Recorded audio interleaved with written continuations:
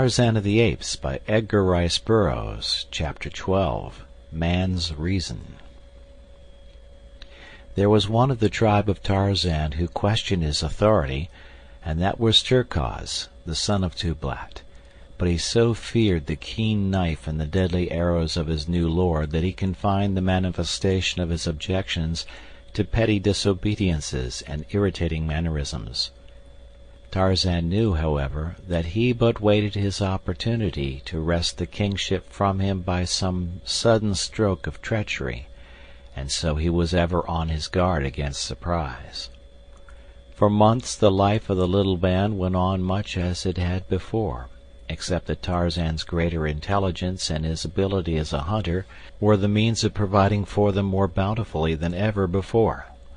Most of them, therefore, were more than content with the change in rulers.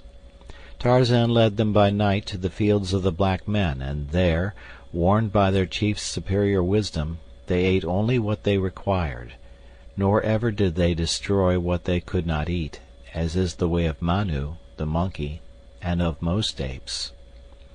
So, while the blacks were wroth at the continued pilfering of their fields, they were not discouraged in their efforts to cultivate the land, as would have been the case had Tarzan permitted his people to lay waste the plantation wantonly.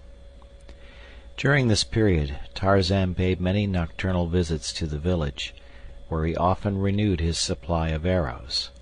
He soon noticed the food always standing at the foot of the tree which was his avenue into the palisade, and after a little he commenced to eat whatever the blacks put there. When the awestruck savages saw that the food disappeared overnight, they were filled with consternation and dread, for it was one thing to put food out to propitiate a god or a devil, but quite another thing to have this spirit really come into the village and eat it. Such a thing was unheard of, and it clouded their superstitious minds with all manner of vague fears. Nor was this all.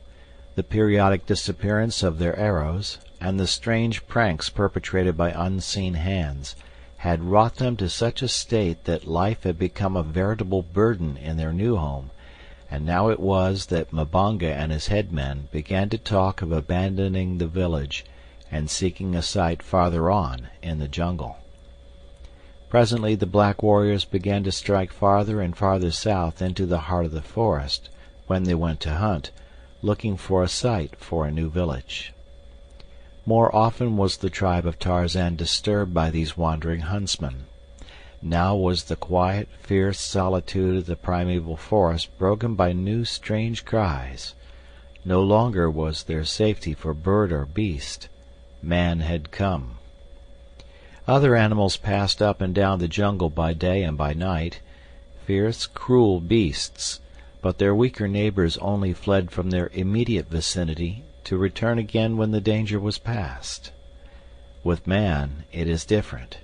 When he comes, many of the larger animals instinctively leave the district entirely, seldom if ever to return, and thus it has always been with the great anthropoids. They flee man as man flees a pestilence.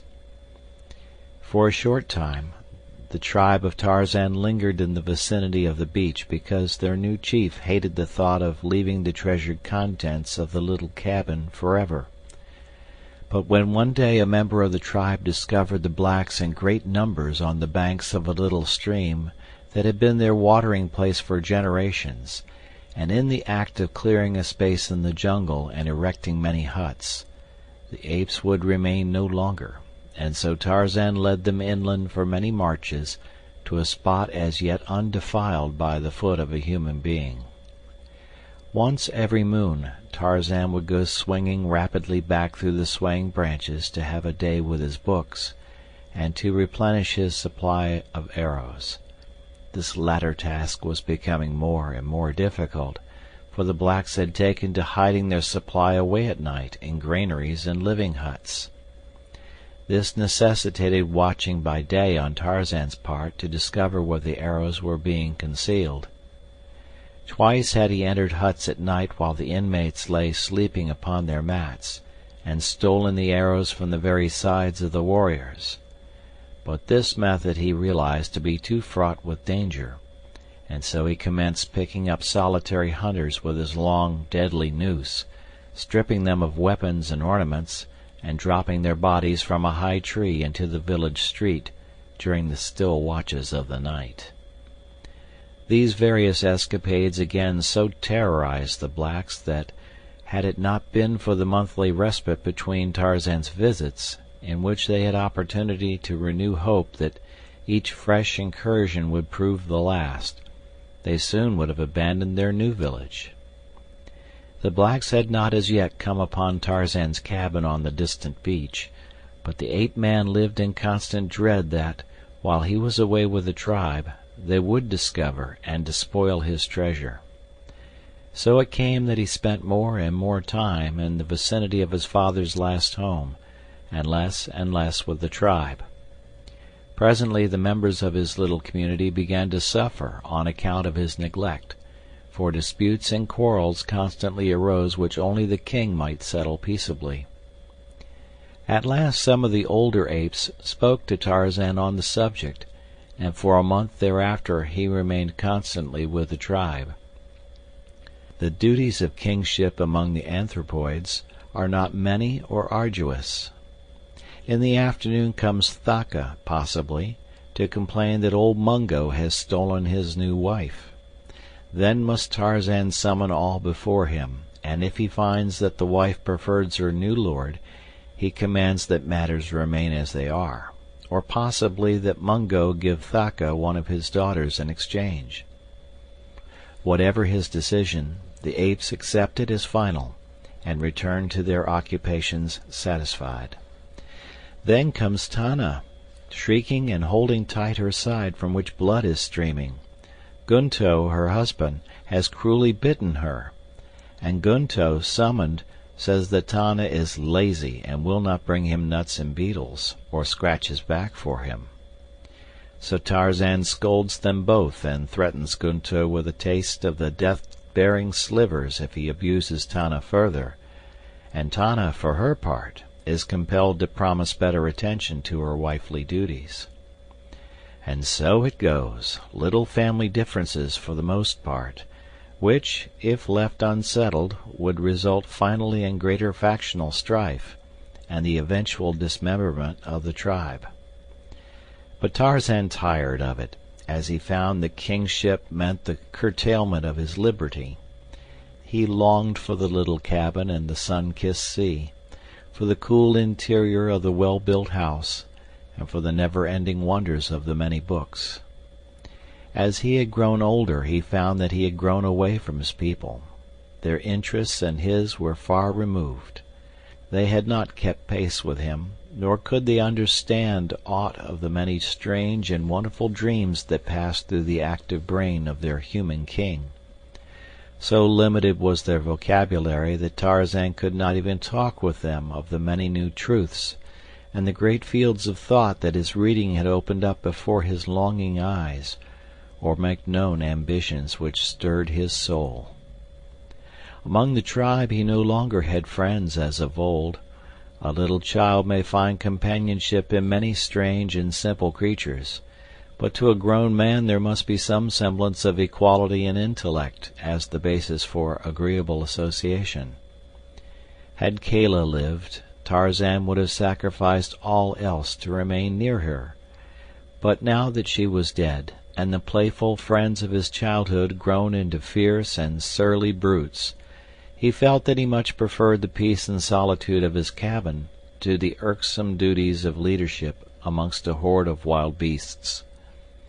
The hatred and jealousy of Terkoz, son of Tublat, did much to counteract the effect of Tarzan's desire to renounce his kingship among the apes, for, stubborn young Englishman that he was, he could not bring himself to retreat in the face of so malignant an enemy. That Terkoz would be chosen leader in his stead he knew full well, for time and again the ferocious brute had established his claim to physical supremacy over the few bull-apes who had dared resent his savage bullying. Tarzan would have liked to subdue the ugly beast without recourse to knife or arrows.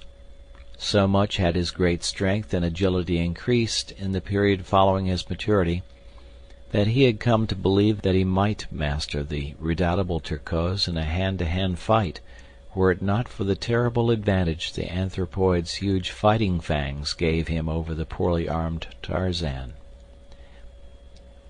The entire matter was taken out of Tarzan's hands one day by force of circumstances, and his future left open to him so that he might go or stay without any stain upon his savage escutcheon. It happened thus. The tribe was feeding quietly, spread over a considerable area, when a great screaming arose some distance east of where Tarzan lay upon his belly beside a limpid brook, attempting to catch an elusive fish in his quick brown hands. With one accord the tribe swung rapidly toward the frightened cries, and there found Terkoz holding an old female by the hair and beating her unmercifully with his great hands. As Tarzan approached, he raised his hand aloft for Terkoz to desist, for the female was not his, but belonged to a poor old ape whose fighting days were long over, and who therefore could not protect his family. Terkoz knew that it was against the laws of his kind to strike this woman of another, but, being a bully, he had taken advantage of the weakness of the female's husband to chastise her because she had refused to give up to him a tender young rodent she had captured.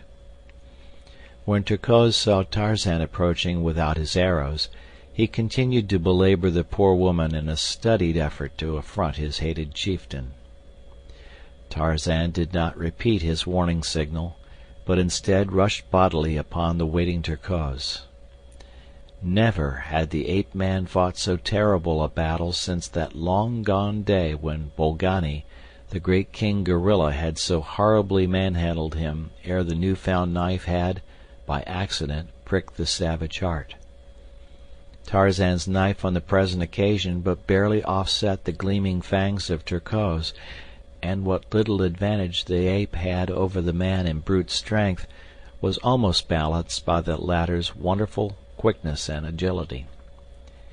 In the sum total of their points, however, the anthropoid had a shade the better of the battle, and had there been no other personal attribute to influence the final outcome, Tarzan of the Apes, the young Lord Greystoke, would have died as he had lived, an unknown savage beast in equatorial Africa. But there was that which had raised him far above his fellows of the jungle, that little spark which spells the whole vast difference between man and brute, reason. This it was which saved him from death beneath the iron muscles and tearing fangs of Terkoz. Scarcely had they fought a dozen seconds ere they were rolling upon the ground, striking, tearing, and rending, two great savage beasts battling to the death. Terkoz had a dozen knife wounds on head and breast, and Tarzan was torn and bleeding, his scalp in one place half torn from his head, so that a great piece hung down over one eye, obstructing his vision. But so far the young Englishman had been able to keep those horrible fangs from his jugular, and now, as they fought less fiercely for a moment, to regain their breath, Tarzan formed a cunning plan. He would work his way to the other's back, and, clinging there with tooth and nail, drive his knife home until Terkoz was no more. The maneuver was accomplished more easily than he had hoped, for the stupid beast, not knowing what Tarzan was attempting, made no particular effort to prevent the accomplishment of the design. But when finally he realized that his antagonist was fastened to him where his teeth and fists alike were useless against him, Terkoz hurled himself about upon the ground so violently that Tarzan could but cling desperately to the leaping, turning, twisting body, and ere he had struck a blow the knife was hurled from his hand by a heavy impact against the earth, and Tarzan found himself defenseless. During the rollings and squirmings of the next few minutes, Tarzan's hold was loosened a dozen times, until finally an accidental circumstance of those swift and ever-changing evolutions gave him a new hold with his right hand, which he realized was absolutely unassailable. His arm was passed beneath Terkoz's arm from behind, and his hand and forearm encircled the back of Terkoz's neck. It was the half-Nelson of modern wrestling which the untaught ape-man had stumbled upon, but superior reason showed him in an instant the value of the thing he had discovered. It was the difference to him between life and death. And so he struggled to encompass a similar hold with the left hand, and in a few moments Terkoz's bull neck was creaking beneath a full Nelson. There was no more lunging about now. The two lay perfectly still upon the ground, Tarzan upon Terkoz's back. Slowly the bullet head of the ape was being forced lower and lower upon his chest. Tarzan knew what the result would be. In an instant the neck would break. Then there came to Terkoz's rescue the same thing that had put him in these sore straits, a man's reasoning power. "If I kill him," thought Tarzan, "what advantage will it be to me? Will it not rob the tribe of a great fighter? And if Terkoz be dead, he will know nothing of my supremacy, while alive he will ever be an example to the other apes." "Kagoda!" hissed Tarzan in Terkoz's ear, which in ape tongue means, freely translated, "Do you surrender?" For a moment there was no reply, and Tarzan added a few more ounces of pressure, which elicited a horrified shriek of pain from the great beast. "Kagoda!" repeated Tarzan. "Kagoda!" cried Terkoz. "Listen," said Tarzan, easing up a trifle, but not releasing his hold. "I am Tarzan, king of the apes, mighty hunter, mighty fighter. In all the jungle there is none so great. You have said Kagoda to me. All the tribe have heard. Quarrel no more with your king or your people, for next time I shall kill you. Do you understand?" "Huh," assented Terkoz. "And are you satisfied?" "Huh," said the ape. Tarzan led him up, and in a few minutes all were back at their vocations, as though naught had occurred to mar the tranquility of their primeval forest haunts. But deep in the minds of the apes was rooted the conviction that Tarzan was a mighty fighter and a strange creature. Strange because he had had it in his power to kill his enemy, but had allowed him to live unharmed. That afternoon, as the tribe came together, as was their wont before darkness settled on the jungle, Tarzan, his wounds washed in the waters of the stream, called the old males about him.